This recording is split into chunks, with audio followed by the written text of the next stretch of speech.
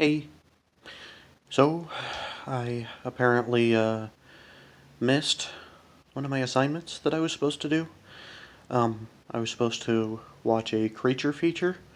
I somehow skipped over that, I think. And so, what better movie to watch to fill that quota than to finally watch the 1933 King Kong? Yeah, I'd actually never watched it before. I had seen the 2005 version by Andy Serkis and Peter Jackson. I've seen Kong Skull Island, Godzilla vs. Kong. I never watched this one because since I knew the 2005 movie had pretty much the same story, only with better effects. That was what I thought. So that's why I wasn't in a huge hurry to watch the original at first. But now that I have, I'm really, really, really, really, really glad I did. I mean, for one thing, I think the pacing is better. The 2005 one was just way too long. I think it didn't need to be 3 hours. Peter Jackson. I get it. It worked with Lord of the Rings and whatnot, but King Kong doesn't need to be 3 hours. I don't think. This one I think told its story just fine in 100 minutes, and I think the black and white, the whole shadowy atmosphere kind of enhances it, as opposed to trying to colorize it. Um, Obviously, the stop motion effects on the monsters, Kong and the dinosaurs and the rest, they don't look real by today's standards, like not even close. But watching it, it honestly was pretty impressive. What they were able to do with the limitations of the time. Like back then, I'm sure that blew everyone's mind that they were able to do that much.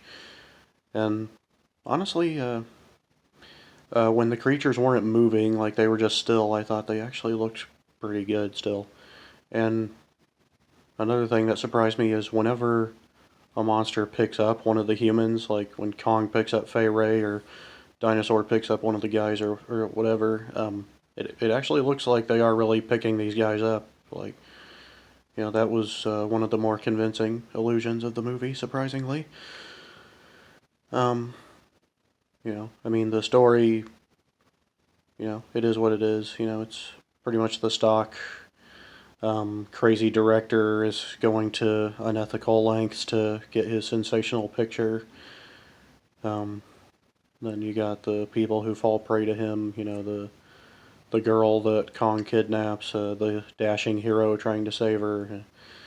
Yeah, I must say, although I do find the story a lot more palatable than in a Cannibal Holocaust. Yeah, yeah, I didn't notice until last night how similar the premises kind of are.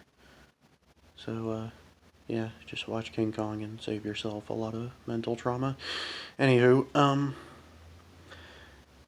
uh, I will say, if you're one of those people who sometimes find yourself typing hashtag cancel blank online, then this might not be the movie for you because yeah, there is a lot of misogynist dialogue in here that was probably acceptable at the time, would never happen now.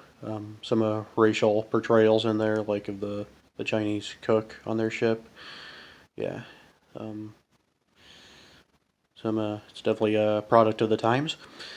Yeah, and but you could honestly say that about the whole movie. Like even if we're not necessarily talking about anything that's offensive now, like the whole movie is just kind of this interesting time capsule of what was big then, what was acceptable then, and I think this was the movie that was like the gold standard. Like if you can impress me as much as King Kong did, then you're in business. Like this was the movie to try to match for a long time in Hollywood.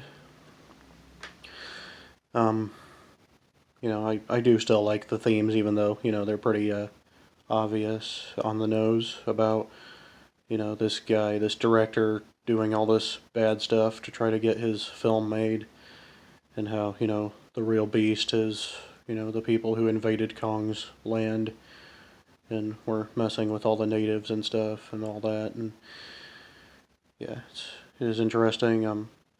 Uh, I guess because of other versions, I did expect the character of Kong to be a bit more humanized because of, what they try to do with him now, but I do kind of like it that he's just, he is just kind of a big wild animal who wreaks havoc. But he does still have some sympathetic qualities. Like, I really do think he wants to protect Fay Ray's character from from danger that comes. But yeah, besides that, he does just kind of do what a giant gorilla would do if it were let loose on a big city like that. Um, yeah, one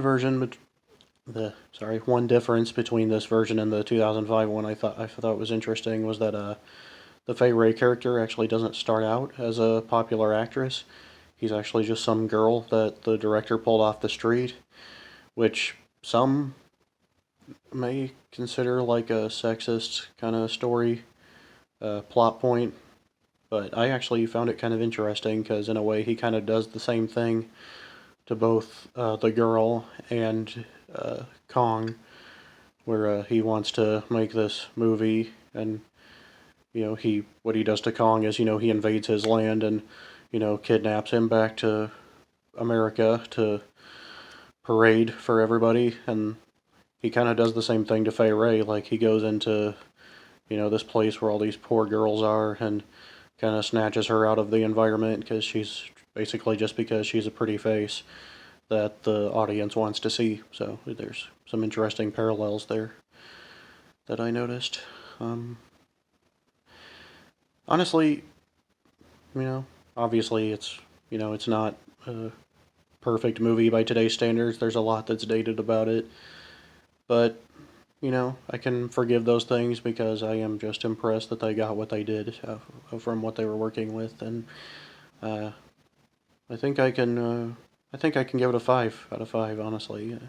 A conditional 5. There's a lot you'll have to suspend your disbelief on because this is a nearly 90-year-old movie. But, if you can get past that, I think this is a really great movie to go back to and experience if you haven't.